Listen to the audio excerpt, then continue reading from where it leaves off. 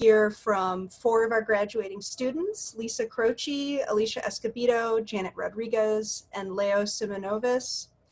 And we are also very excited to have our special guest, Aminatta Forna, here with us, and we will hear her introduced by our current student, Pallavi Dhawan. So with no further ado, let's turn it over to our first reader, Lisa Croce.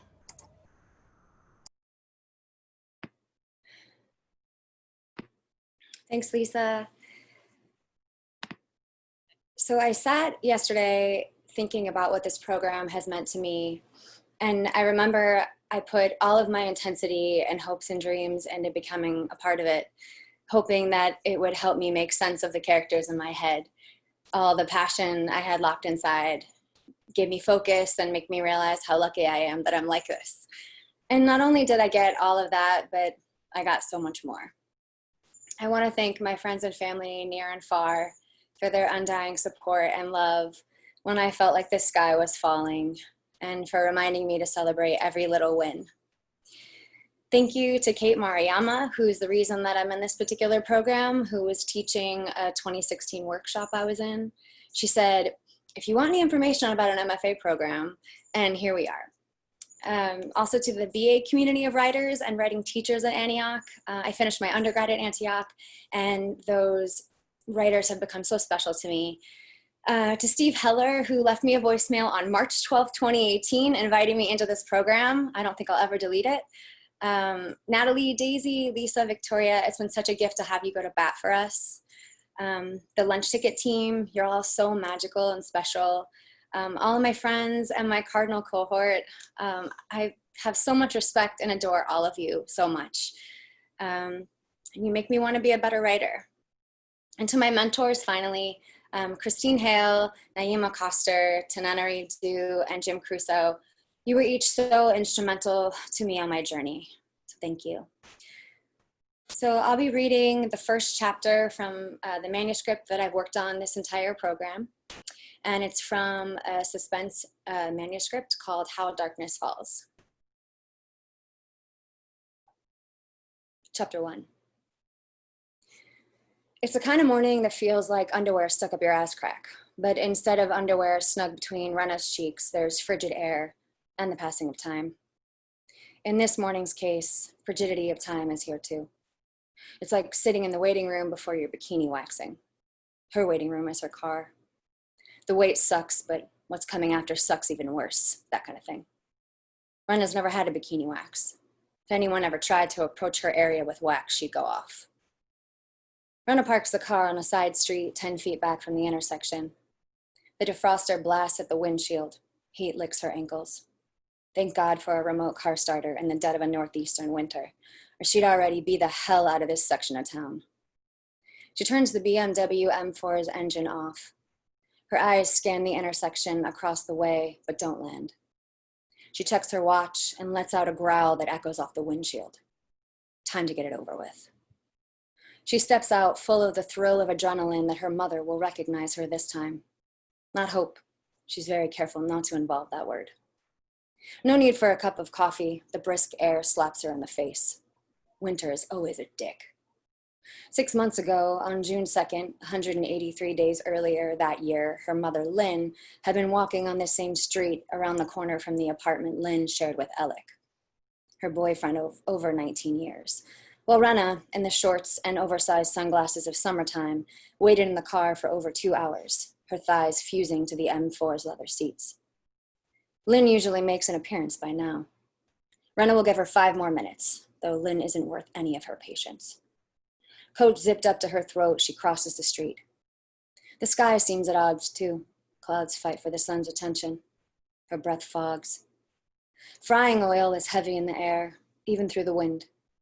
Rena turns her head and remembers the tiny Puerto Rican spot Lynn used to take her to as a kid. Sit, eat, I'll be right back. Rena would see how many green gandules she could separate out of the rice before Lynn came back. Spoiler alert, it was a lot. That's the memory that starts at this morning. Now, memories of her childhood with Lynn and Alec in that tiny apartment crawl up Rena's throat like bile, no matter how hard she tries to swallow. Are you fucking kidding me? Not now. The smell of that oil, or a flash of color, or shout from a neighbor, a noxious whiff of Alex cologne brand, bubble up without permission day or night. Nightmares that wake her with cigarettes burning her skin or bloody water running down the shower drain. Flashes of memory steal her breath at their will. It was never up to her. Fuck this ritual. Still, Rena leans against a lamppost on the corner, eyes trained on the side street. She feels at home silencing the world around. 2 cars that want to have a honking contest over a parking spot. The beeps of a Sargento truck in reverse. Pigeons fighting over the last corner of what appears to be a chicken McNugget. Cannibalism right here on these Baltimore streets. She slides her hands into the pockets to retrieve her gloves, mind steady though annoyed. Why does she bother with this pointless ritual anymore? The desire to snap the rubber band around her wrist stirs in her, promising a quick, satisfying pinch for release. Like snapping the rubber band, watching for Lynn is a habit she has yet to break. When she was little, there was a stretch once when Lynn didn't leave the apartment for 6 weeks. Go get my medicine. Back then, Lynn would only leave the apartment to meet her dealer at the bodega around this corner. On her way back, Rena would hear Lynn try to climb the stairs to their apartment. Tiny steps her giveaway. By then, Rena had already considered her useless, already knew there wasn't any safety that Lynn would ever provide. Why bother? Waste of time. Move on. She was the one who'd brought the Hungarian home in the first place. One day, Rena knew she would be here waiting for Lynn to turn the corner, and Lynn wouldn't appear. A mere mathematical equation. It was a matter of time. Which would it be? Violent Hungarian or toxic levels of drugs and alcohol? Place your bets, folks. But today, Lynn rounds the far corner, preoccupied looking backwards. She takes her tiny steps down the sidewalk, a newborn colt's first plod out of the stable. Bare arms open to the elements, no winter coat on her in sight. Would a coat even stay on that coat rack of a body? She looks like a competition between bone and flesh. Her hair is still dark brown, thick with natural waves. Rena makes her move. She kicks off the lamppost and glides past Lynn as she totters to the bodega. Rena stops, pretending to bend to tie the laces of her combat boots. Then, as Lynn approaches, Rena stands upright and walks slowly toward her, eyes fixed on Lynn's. Maybe this time she'll look up, she thinks. This time she'll see a woman with her own brown eyes staring back at her. Lynn passes and Rena slows to a stop. She hasn't been this close to her mother since she ran away. She pulls off her fur-lined hood and stares at Lynn, directly in her path. Enough of this damn game. Lynn's eyes flick off Rena's, then look immediately away. Not even a whisper of recognition. At least the bitch is consistent. Rena slides her finger under the rubber band on her wrist. Snap me, you know you wanna. But before she snaps it, she turns around. She can't stop herself. Lynn, she says. Lynn stops shuffling, stands still. Bitch doesn't turn around. I know you hear me, Rena says. Lynn. She probably never even attempted to look for Rena. The wind picks up, blowing day-old snow off the bodega awning in the silence. Where are all the honking assholes in their cars and cheese trucks when you need them? For a moment, the sun peeks out from the clouds. Rena thinks about mentioning her nickname when she was small, Muñeca. The wind carries the thought away. Lynn never turns around. The clouds cover the sun. That is Lynn's only strength. Her gold medal, complete and utter denial, thanks to the pills and alcohol that forever dull her edges. Rena crosses the street and gets back into the M4, slams the door behind her. Lynn, now joined by her dealer, is still in front of the bodega. Him she recognizes, but her own daughter, impossible. A low-slung, greasy, dark ponytail dusts his Raven's jacket. He greets Lynn with a kiss to the cheek. Rena hasn't seen him in years. Tomas. She remembers how he and his mother would save them a seat at Iglesia de Dios around the corner when Lynn still answered to a higher power in the pre-Alec days, before she'd exchanged identity for addiction. Rena's hands reach for her hood, clenching the sides, and the fur ripples around her view. Her fists beat rhythmically against the steering wheel, and she screams until her throat feels raw.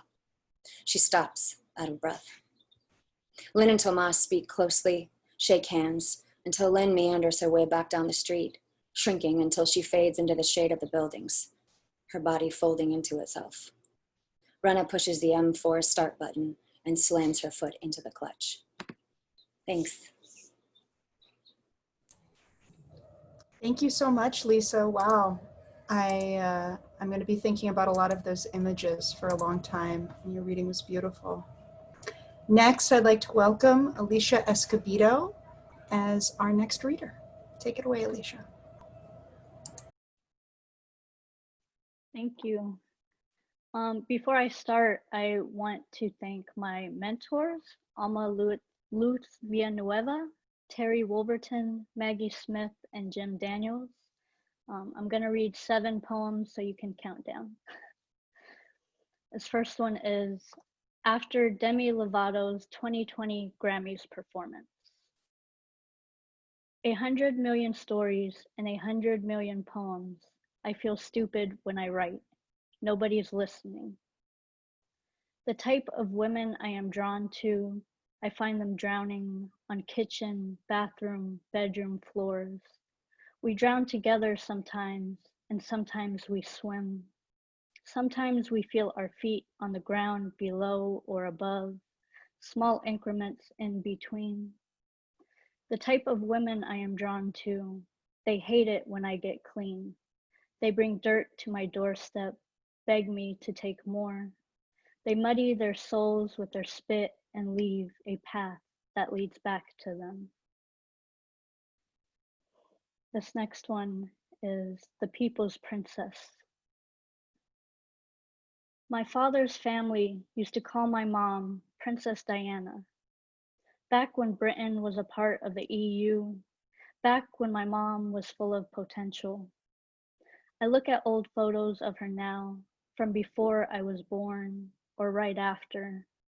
Her hair, permed and golden, lips never forming a smile. Is that what you call foreshadowing? What would the perception have been if Princess Diana had been an alcoholic? I imagine the headlines for a woman in pain under the public eye, a woman who numbed the wound herself. And maybe she actually was, hiding herself in the beginning of the alphabet, telling the world about her bulimia and cutting, but leaving out the alcohol. I was 7 years old when Princess Diana died, too young to remember the news, but old enough to remember my mother's tears. Was she crying for Diana or for the kids? Did she actually see herself in England's sweetheart? Maybe she was wondering, is this what you call foreshadowing? This next one is B-side. We are as strong as an ox cord, channeling 90s Usher through tinny speakers driving with you beside me. How rare to have found someone like you, someone with whom every song becomes our song. Every single one, like a new relationship with you. This is what you do. You make me want to leave the one I'm with and start. How did we fast forward, restart, and rewind? Again, where you say you don't want to be a bonus track played on a cheap system. You say you want to be the single charting on the Hot 100, blaring in cars everywhere. I turn the music down, nice and slow. I turn left, we are back where we started. The extended version, over. The album, over.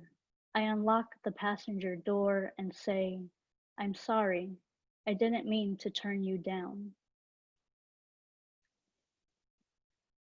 Palm reading. I ask her to read me like she would an atlas. Instead, she takes my tits into the palms of her hands, asks me what her future holds. I say, it's hard to tell. I'm having trouble reading the lines. She lets go, cuts 2 more on the nightstand, asks, and now? I snort through a rolled dollar bill. I tell her it looks promising.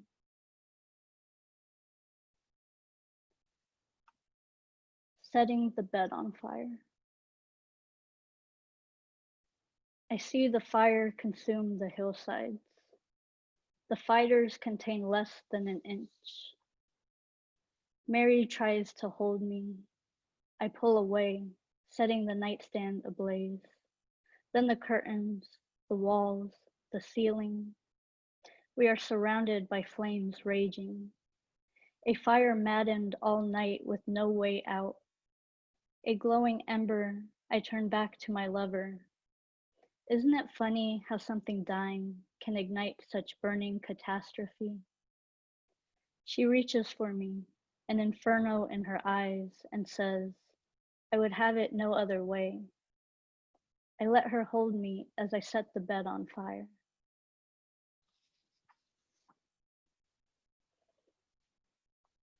How to take the fall.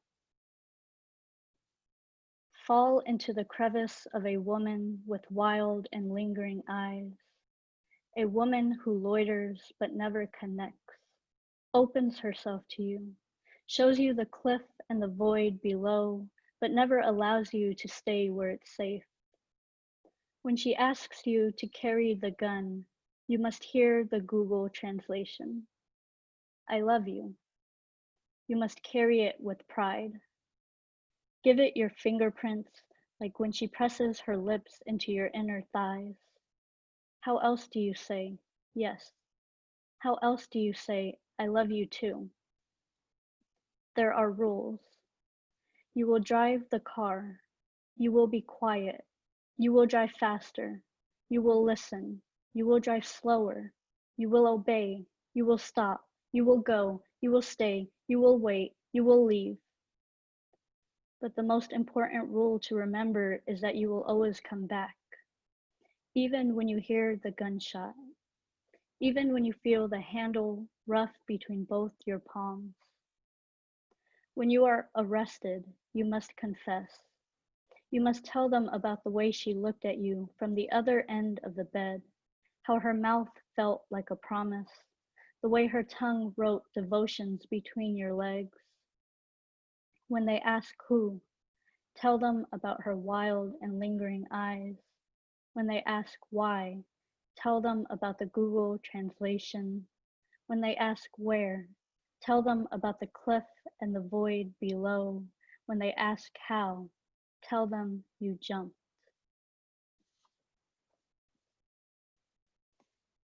And this is the last one. This one starts with an epigraph from Brandi Carlile, Party of One. Oh, your constant overthinking and your secretive drinking are making you more and more alone. And girl, you can slam the door behind you. It ain't ever gonna close because when you're home, you're already home. Music I can't listen to when trying to dry out.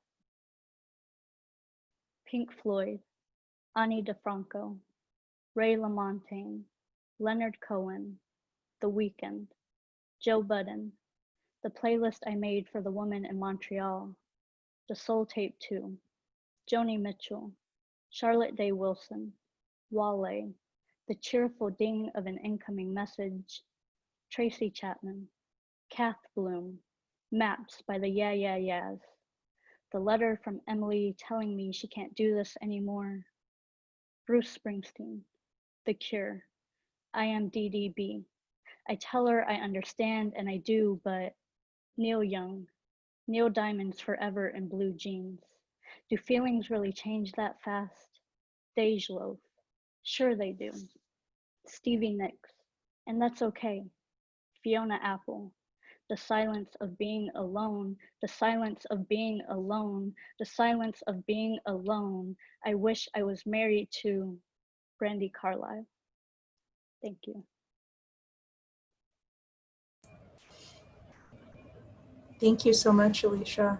Those poems are going to stay with me for a long time. They really get in under the skin. Our next reader is Janet Rodriguez. Hi, everybody. I wish to thank God before anything else, because in Him all things exist. I want to acknowledge the generous inspiration and hard work of my mentors at Antioch, beginning with La Maestra de mi Corazón, Alma Luz Villanueva, whose selfless determination and razor-sharp perception encouraged me to find my true authorial voice. For Gail Brandeis, whose leadership and love encouraged me to a place of healing and showed me it was possible to dance and sing on the page. And finally, Angela Morales, who has broken so many barriers with her Mestiza song. She cannot help but inspire me to do the same.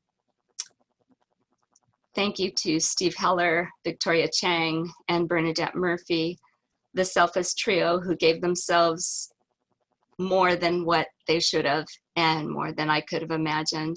I also want to thank Lisa Lepore, the library staff, Andrea Auden, and for all the folks at the Writing Center. You remain the hidden secret to everyone's success here, including mine. And for Lisa Locascio for joining us during this time. Oh my goodness, you had your hands full. For my Cardinal Core cohorts, I love you all. You are amazing. To my lunch ticket family, thank you so much for helping me complete this MFA, because without you, it would have just been a lot of work. I hope you know how beautiful you are. I want to acknowledge my parents for their love and encouragement, and for being readers and encouraging me to read, for being spiritual and encouraging me to live for God.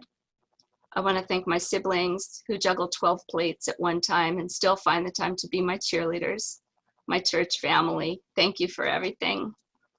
And I want to thank my children who went first in everything. And all of you are the badasses that you think you are. But most of all, I want to thank Mario Rodriguez, the best guy I know, for giving me all his love, which I don't deserve.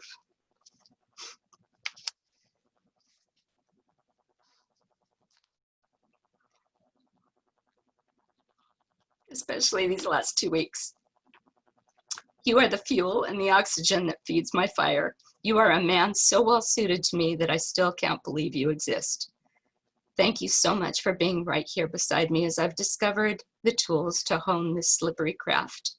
For everything that you are, I am eternally grateful. I love you. And I also want to acknowledge Nikola Tesla for inventing the alternating current. Writing is hard enough business if you're not a morning person, so you need a lot of electricity.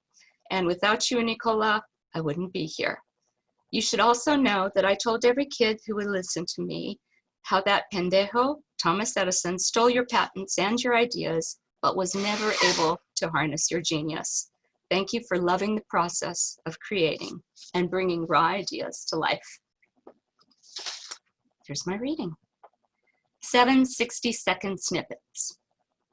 If I count the time that it takes to read my acknowledgements, I figured I can read 7 60-second snippets for this, my senior reading. I've been thinking about this. A lot can be said in 60 seconds. In fact, I've said a lot of things in half that time that were amazing.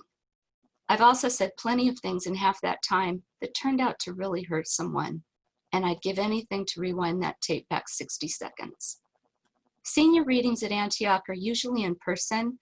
There's a hum of conversation in the library, wine and cheese are served, people gather and take your picture in front of a backdrop of books.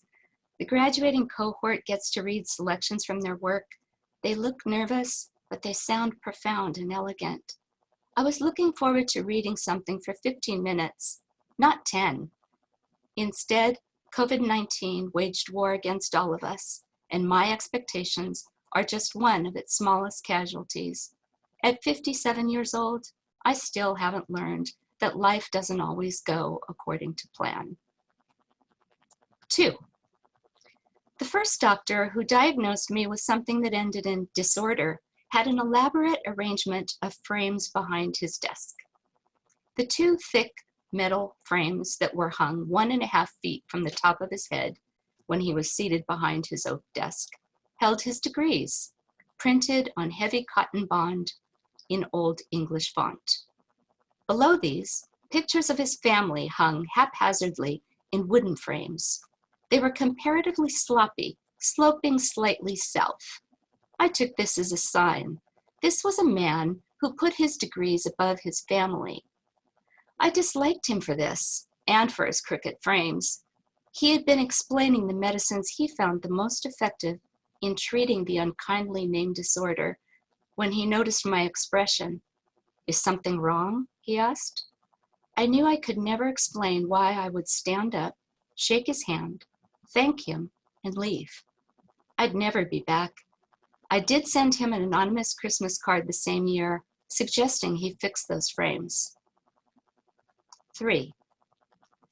This year, a Stanford study proved how an average adult human brain has the ability to store the equivalent of 2.5 million gigabytes of digital memory. A Harvard study also found that stress significantly affects this memory. Since neurons regenerate in the hippocampus, the part of the brain responsible for processing stress, the overcrowding poses a problem. Imagine your hippocampus functioning like a desk with drawers and compartments that store new information and stress in the same place. In order for memory to work properly, the hippocampus chooses what gets to stay and what gets dumped. When newly acquired information enters a brain at one time, it's like a delivery truck dumping 100 boxes on the same desk. This is your brain. This is your brain at Residency. The geniuses at Stanford and Harvard suggest simple exercises to alleviate stress in the panicked brain. Breathe deeply. Laugh. Find a friend and talk about Netflix. Try talking to your brain. Try encouraging it. Thank you, brain. Thank you for trying to protect me. We'll be okay. Maybe. 4. I'm horrible at goodbyes, and the more I like a person, the worse it gets. If I love someone, I'll hug them more than I should and tell too many stories instead of leaving. This was cute when I was very young, awkward when I was a teenager, tolerable when I was a young mother, and now it's exhausting for everyone involved. This is why I have a new strategy for saying goodbye. I make an excuse to leave the room, grab my purse, and just leave. My friends and family are used to this routine. When Mario and I left South Africa, our church had a going away party for us. There were speeches, music, dancing, singing. I cried through most of the performances, thinking about the boarding passes we had already downloaded and printed for our departure the next day. When people started to say goodbye, I told them, "I'll be right back." I excused myself to go to the bathroom, got in my car, and drove to our cottage. One person's escape is another person's survival. 5. I was a grown-ass woman with teenagers when I decided to read War and Peace. I'd made plenty of excuses for not reading it before, but the biggest one was this. It's a humongous piece of translated Russian literature, and I have ADD. One night, as I went to bed, I thought of how many times I said bad things about myself. Had I actually convinced myself that I couldn't read War and Peace because it took concentration and required commitment? The next day, I went out and bought the Penguin Classic Edition, translated by Rosemary Edmonds, and began. It was a labor to read, especially the first 200 pages, but eventually things took off. Tolstoy uses humans, the roundest characters you'll ever meet, to explain the devastation of war. It took me a whole year to read War and Peace, one of the best books I've ever read, but I'm glad I did. It was the book that taught me to stop saying negative things about myself and just do it. The following year, even though I said I wasn't a runner, I ran my first marathon. I didn't start college until I was 52. Did I mention I'm 57 now? 6. Sometimes it's hard to be a Christian. Most of your friends tolerate your faith in an invisible God who is all-powerful and all-knowing. Even your grammar Nazi friends can accept the way that you capitalize any pronoun that applies to him. It's hard to be a Christian, though, because you are you. The girl who can easily lose her temper in public or be cruel to a stranger. If you have a meltdown in the middle of your kitchen and yell at someone, it will be hard for them to believe all that stuff you say about being a Christian. They won't count your years in ministry or the money that you send to widows and orphans. All they see is you at that moment, a person who claims to believe in God, but is really a garden variety jerk. Accepting that you're no better than the worst part of yourself is the hardest part of being a Christian. It's also your first glimmer of hope. This is the person who needs and will eventually understand the undeserved grace of God. 7. Americans love heroes. During the COVID-19 pandemic, healthcare workers and first responders and people in hazmat suits administering tests were celebrated as heroes. Sometimes we miss recognizing the heroes in our life, the people who smile instead of scream. Sometimes heroes are people who calm other people, even when they are in the process of losing their shit. Natalie and Daisy should have capes for working tirelessly and getting our residency going during this pandemic.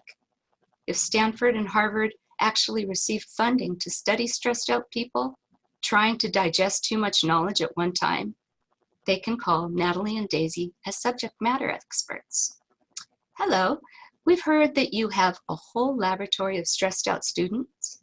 Can you help us with our research? Natalie and Daisy would tell them to take a hike because they really are heroes. I'm dreading saying goodbye to them.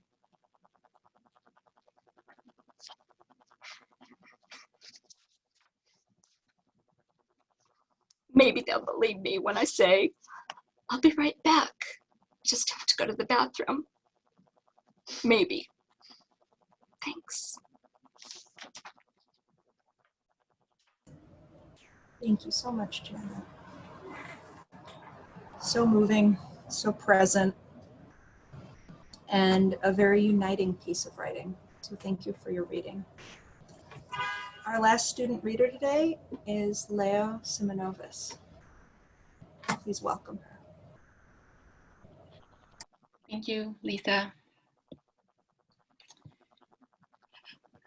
I want to start with a big thank you to Victoria Chang for seeing what I couldn't see all those years ago in Idlewild, and for creating this beautiful community of writers along with Bernadette Murphy, Lisa Locascio, Natalie Truhan, and Daisy Salas. Your tireless dedication has made my life so much better. To my mentors, Vanda Nakana, Jaswinder Bolina, Blas Falconer, Ari Banyas, and Jim Daniels for helping me grow as a writer. To my Vona and Speakeasy mentors, especially Ruth Foreman, Rosebud Ben-Ani, and Willie Perdomo for their wisdom and generosity. To my friends and family, to Chris, Santi, and Mateo, thank you so much for your support and understanding, for lending an ear, and for holding me up. My first poem is Further Study of the Raft. Hope can't hold the logs together. There's nowhere beyond these Caribbean waters. A voyage built on a lie. People move from one collapsed world to another. Visions of food on phones and TV screens. But on this raft, the food's gone, and sunburned bodies sink, their throats full of ocean tears. Arrival. 1. After the flight, I stumble down a metal staircase, shiver in the sun's insipid warmth. To my right, the Pacific glints like a chemical element. No smell of fish and brine, nothing shimmers here. A customs officer asks question after question after question. I autocorrect and apologize, going over prepositions and past tense conjugations. Think about TV shows where Colgate Smiles invite viewers to bleach themselves into perfection. This is no Hollywood movie, and I am not arriving. My name, an unpronounceable obstacle. 2. Questions from my cab driver. Where are you from? Ah, the land of beautiful women. What's it like? I tell them farther than Mexico, no English. I tell them We fry the fish whole and suck on the eye for luck until all that remains is a little white ball rolling R's on the tongue. I tell him we watch lightning pry open the horizon. Sounds like a wonderful place. You have beautiful skin. Your teeth are very white. My abuela told me about a little boy who opened his mouth to show his teeth. No scars on his back, so a planter bought him.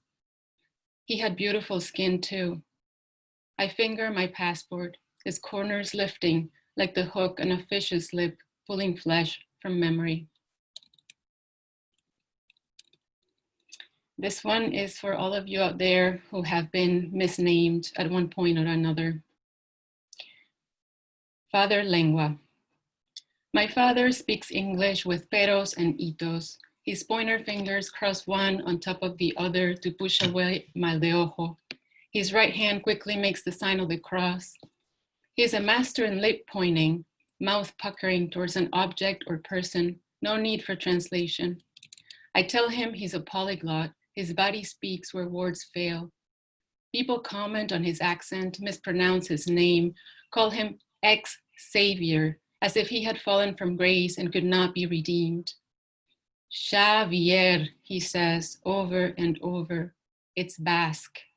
But they think Basque is a painter. At the coffee shop, I write his name, X-A-V-I-E-R, on every cup I make.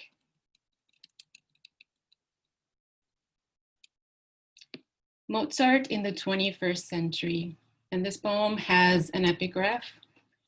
Venezuelan Willy Arteaga is an activist who was detained and tortured by authorities in 2017 for protesting against the Maduro regime while playing his violin in public. And a big thank you to Blas Falconer to help me figure this one out. He plays the national anthem on his violin while people hold a yellow, red, and blue flag, the tattered seams of their country. They sing Gloria al Bravo Pueblo, arms in the air, mouth shaped like the tip of a gun. The O in Pueblo barrels with such force, 10 police officers surround the boy. What was he, 18, 19? And yank his violin away. That bow is a weapon, says one. Sing with us, the boy says. Ustedes son pueblo también. But their loyalty is out of tune with their uniforms. The boy in a cell, his fingers broken. Outside, a crowd swells like his bruised jaw. Their song unstoppable. He can hear them through the ringing in his ears. Once the ocean flooded his city and bodies floated past his house. He sits up, braces for the wave.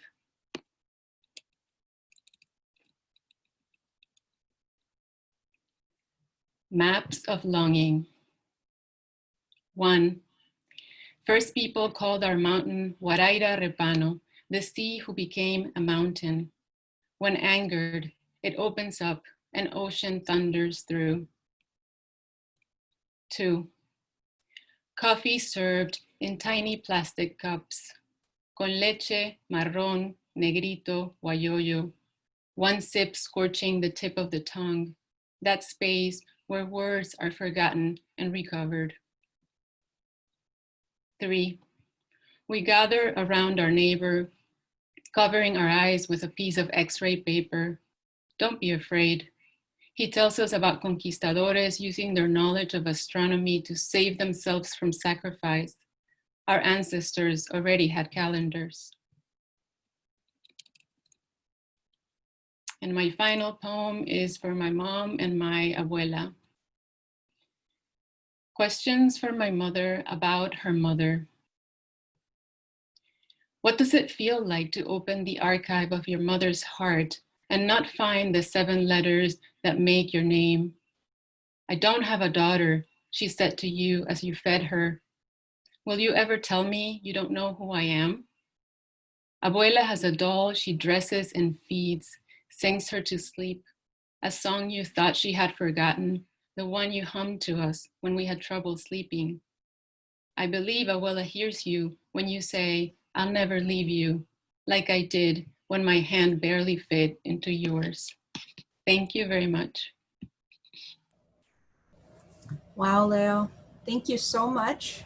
Those were such beautiful readings. I think they vibrated together in a really powerful way. And I know everyone, well, I don't know, but I think everyone is as glad as I am to get to hear all of you read. So thank you. Next, I'm proud to introduce our introducer for today, Pallavi Dhawan. Can everyone hear me? Yeah. In Don't Judge a Book by Its Author, a 2015 essay published in The Guardian, Aminatta Forna writes, quote, "You could say that there is a little complexity in my background," end quote. This is perhaps an understatement. Forna was born in Scotland to a Scottish mother and a Sierra Leonean father. She grew up in Sierra Leone and Britain. She spent her childhood between Iran, Thailand, and Zambia. At various points, she considered a career as an inventor, a wildlife biologist, and a vet.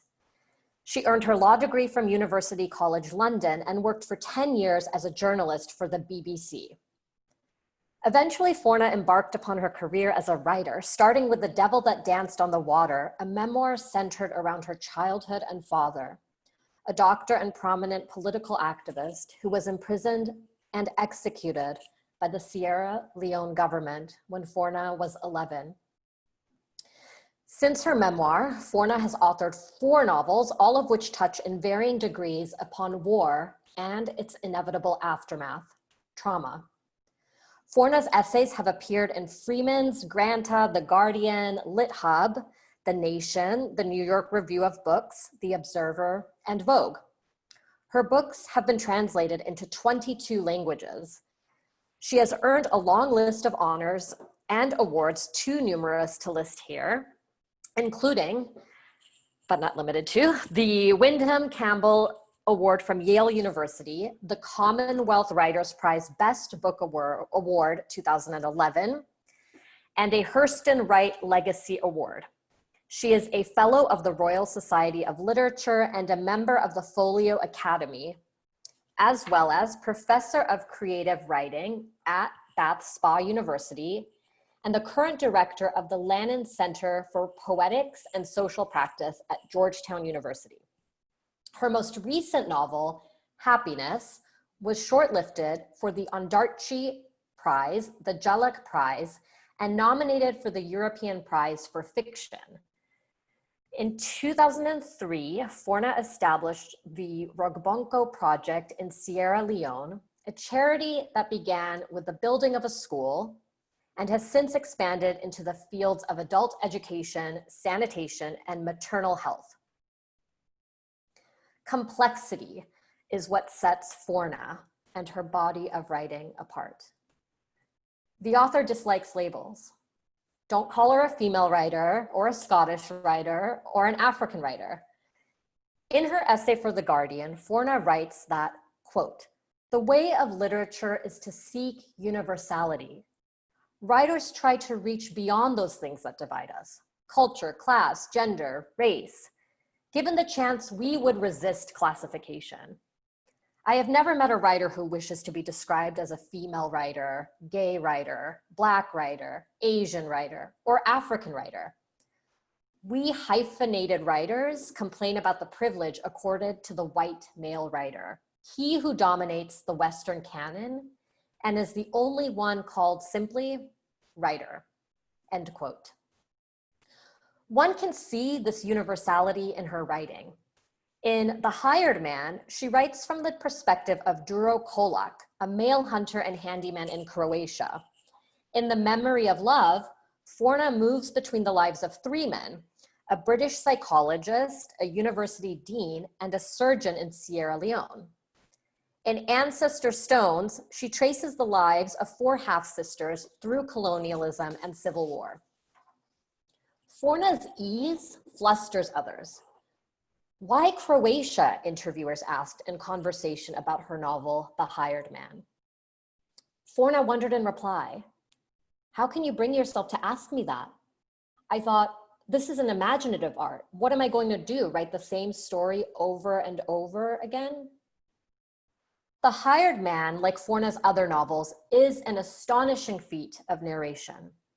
It was awarded the Best Book of the Year by NPR, the San Francisco Chronicle, the Boston Globe, the Independent, the Evening Standard, the Australian, and the New Zealand Listener.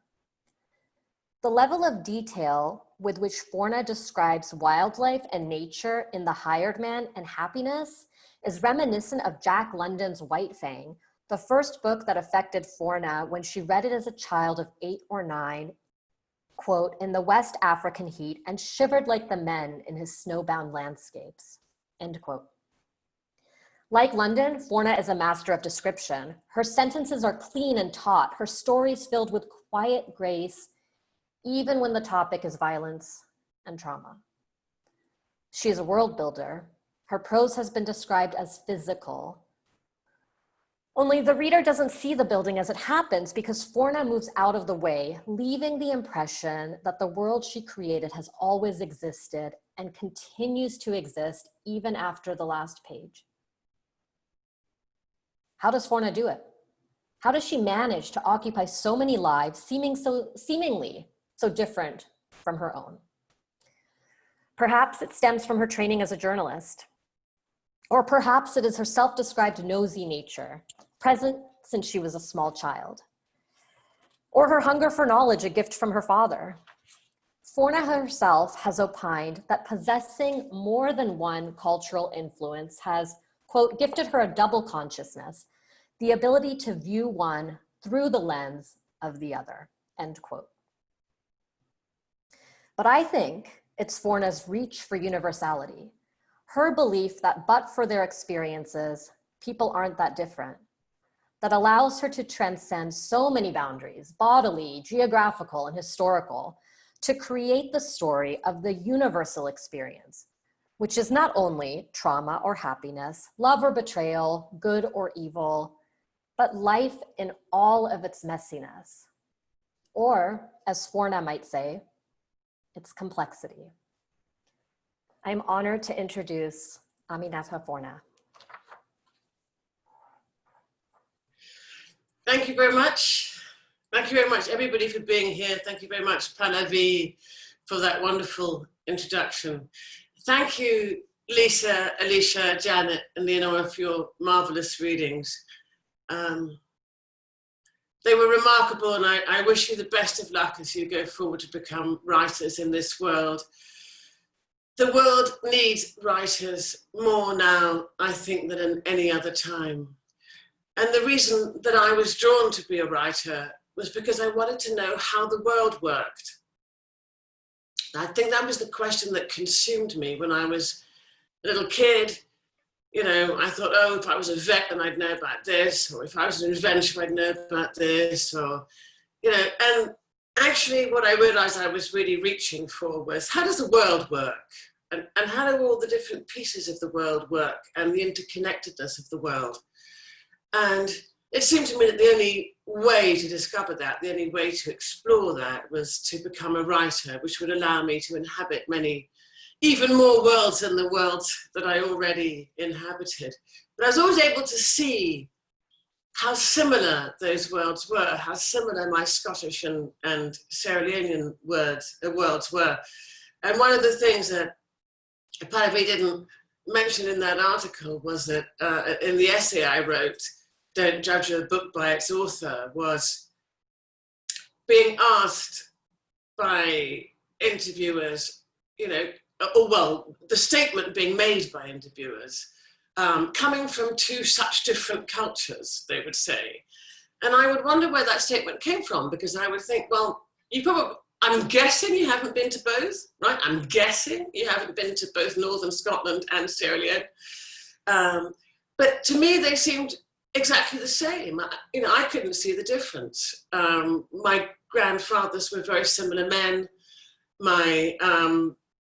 The world we inhabited, the way that they thought, they were religious, but one was Muslim and one was Christian, but they reacted to the world in a very similar way. They were very strict. They were also very indulgent with their grandchildren. My Sierra Leonean family had a tribe. My Scottish family had a clan. Both of them had these little spirits fairies or devils that ran around creating mischief. So actually the worlds were remarkably similar to me. So that, I think, is where my search for universality began. Let me quickly also thank Antioch for inviting me, Alisha, Howard, Daisy and the Antioch team who made this all possible, the technological aspects of it, and also all of you for being here. It's always a shame not to be in person, but the one thing I have discovered about doing these kinds of readings is that actually people log in from all over the world. So in a way, the family is even greater. I'm going to read to you from Happiness. This is my reading copy. And then Happiness, which actually is the culmination of 4 novels that all dealt with civil conflict. In Happiness, it's really about the resolution. I wrote through the arc of my family, through the arc of my Sierra Leonean family, and the country and the war. They fall into chaos. The war itself, the coming out of the Civil War, the recovery, and actually finally being able to find a path back to something that we might call happiness. In this book, I decided, in fact, the way to look at this idea was to reverse the gaze. You know, there's so many books about Westerners who go off to other countries, very, very typically African countries, but also countries in Asia and South America, and we're given their response to that. I decided to do it the other way around, that I would bring a West African, a Ghanaian psychiatrist who's a specialist in trauma to London, which is a city I've lived in for many years, even though I'm not there now. And he comes to Britain to do a particular task, but it's also his view of the city. And the multi-layered aspects of that city, the way everyone is trying to survive, be they visitors, be they natives. I'm going to enjoy using that word in that way. Be they natives, be they urban animals, be they people who've just arrived and are trying to make a new life in the city. So this is chapter 1. London, Sunday the 2nd of February, 2014, evening. At that time of day, Waterloo Bridge is busy with shoppers and weekend workers who make their way on foot across the bridge to Waterloo Station. At that time of day, at that time of year, too, dusk comes early, by 4 in the afternoon. By 5 it is dark. The fox wended its way through the pedestrians who, for the most part, paid it no heed, for they would not so easily be distracted from their fixity of purpose. Through the slanting sleet, many people didn't see the fox. Those who did thought it was perhaps a loose dog.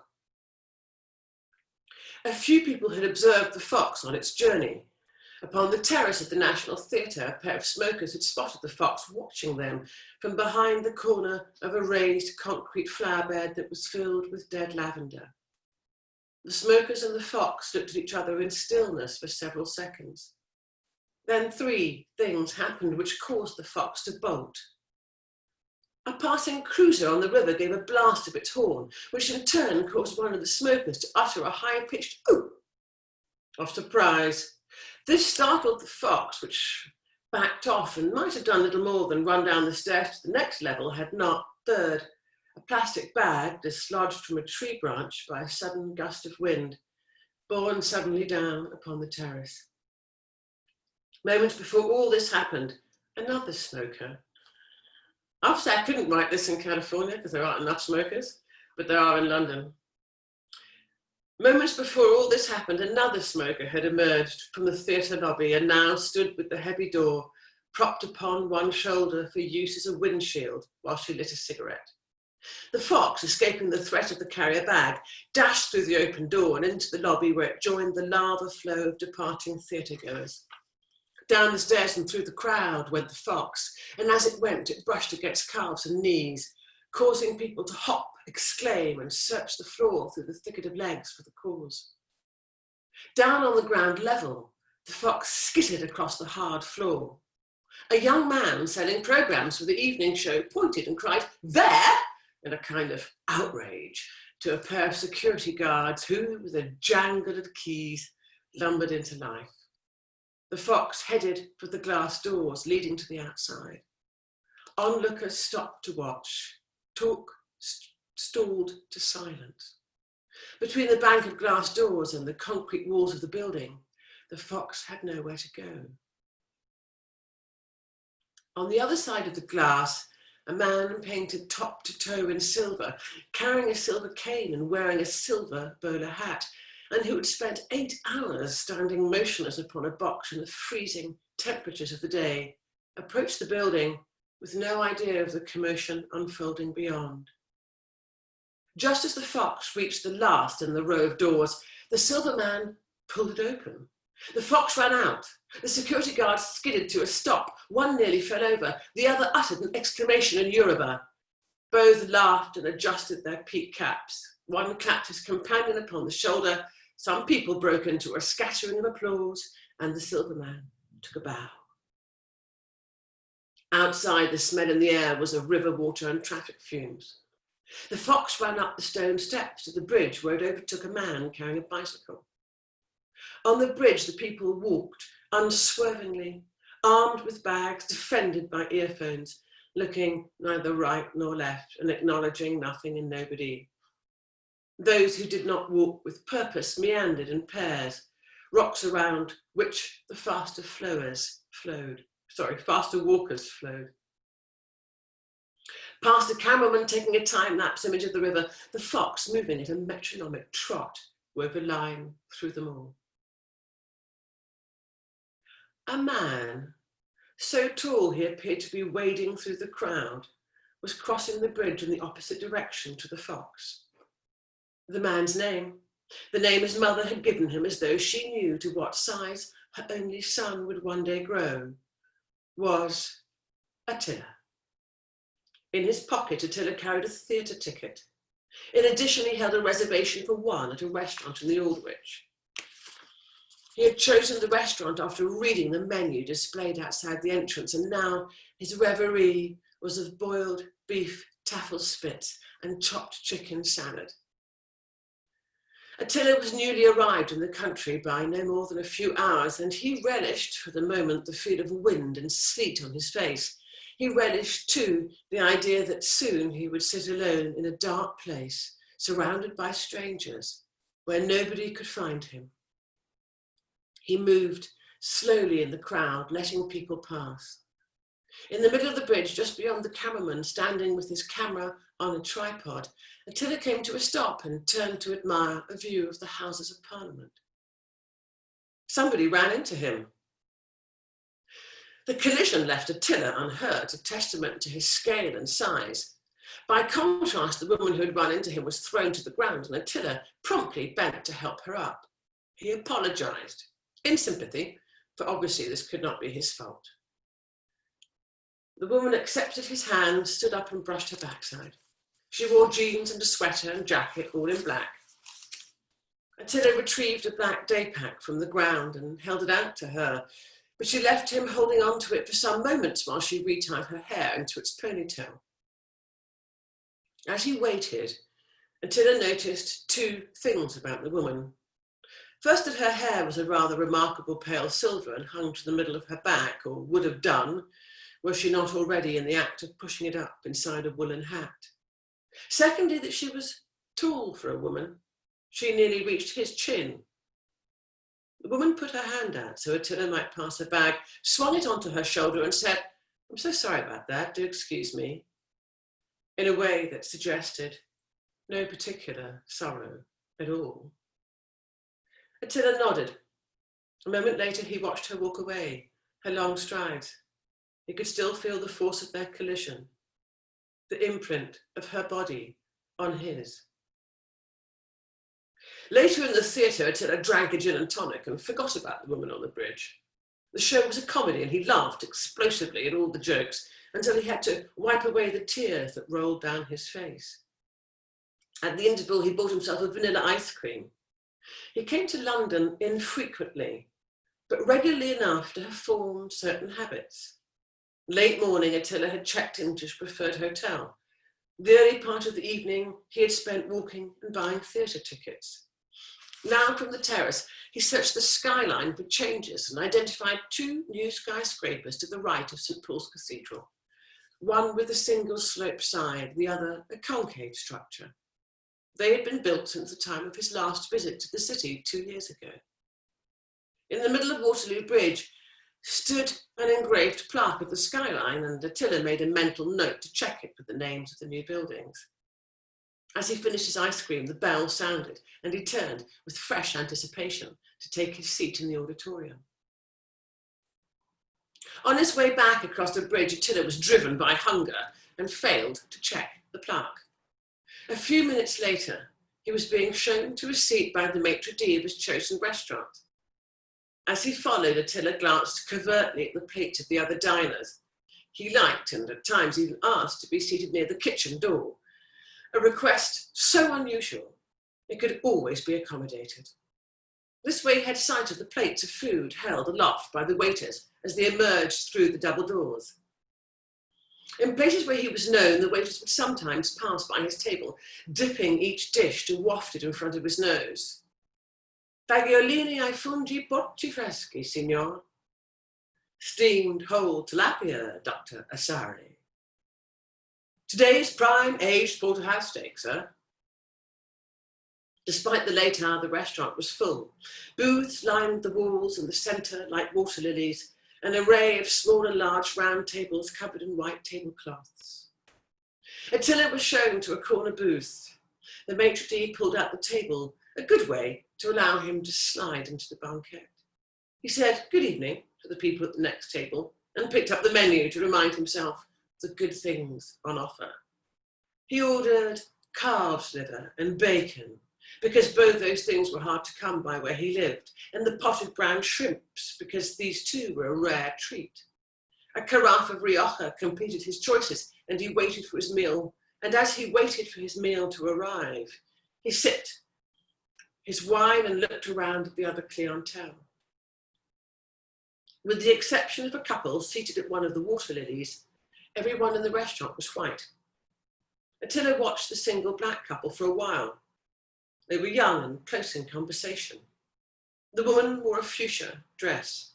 The man was in a suit. An anniversary, thought Attila, and looked away. Some minutes later, as Attila was eating brown shrimp, the man walked past Attila's table, and a few minutes later, on his way back from the gents, he passed by again. This time, Attila happened to look up and catch his eye.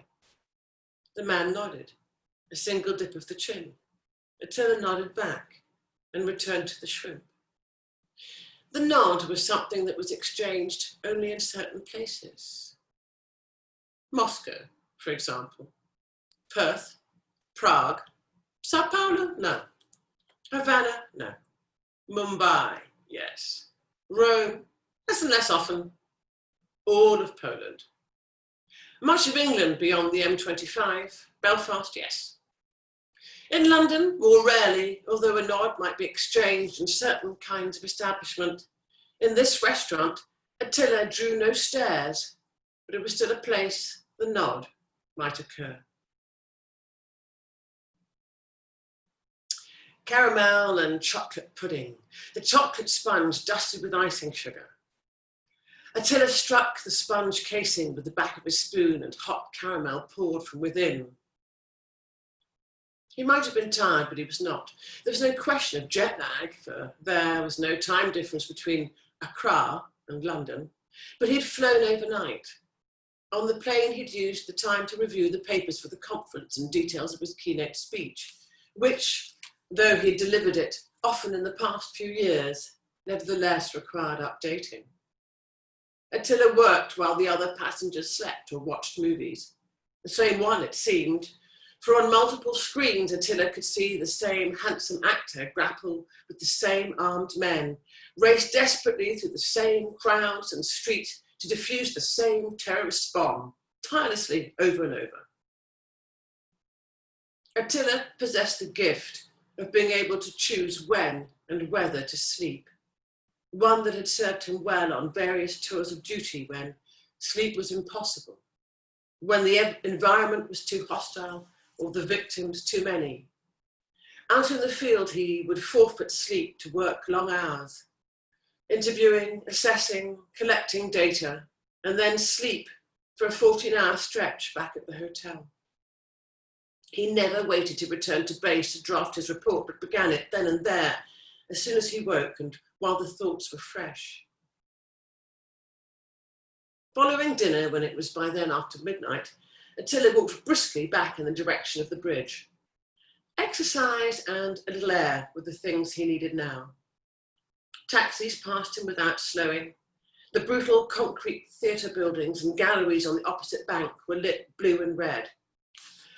The plaque was mounted on the balustrade at the apex of the bridge and faced east toward the river estuary. The engraving was worn, the lettering faded, and it had been defaced by a scrawl of graffiti. But the moon was good that night, and Attila bent and traced the skyline with his forefinger. The two new buildings, though, had not yet been added. He turned to walk back the way he'd come. Tonight he would sleep well.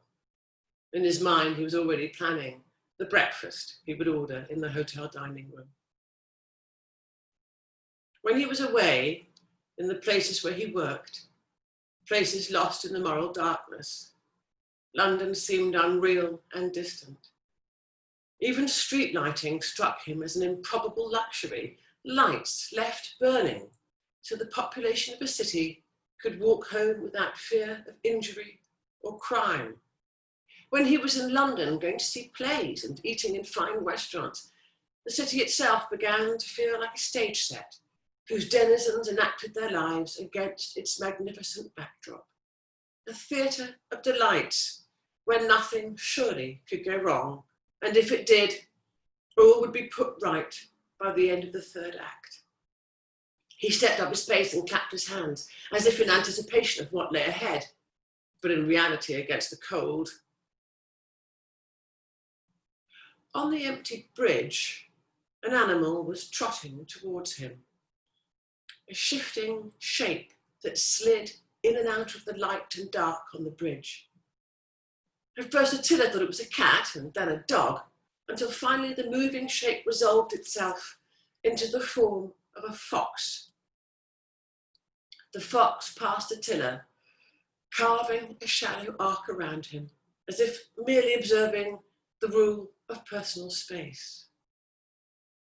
Attila walked on and then stopped and turned around. At the same time, the fox too stopped and glanced back over its shoulder and seemed to regard him. Attila pushed his hands into the pockets of his coat. The fox held his gaze, unblinking, for a long moment, then turned and trotted on.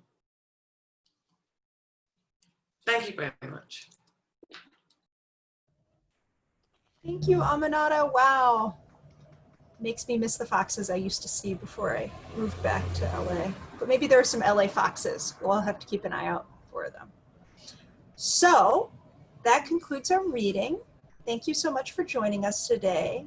Thank you to all of our wonderful readers, Lisa, Alisha, Janet, Leo, and Aminatta Forna. Thank you to Pallavi for her incredible introduction. And as we hurtle towards the end of our residency here at Antioch, this is our second to last reading. I can't believe it, it's gone by so fast. So thank you all for your attention today. It's been great to be here and hear these wonderful voices. And I wish you all a really great night. Thanks. Thank you.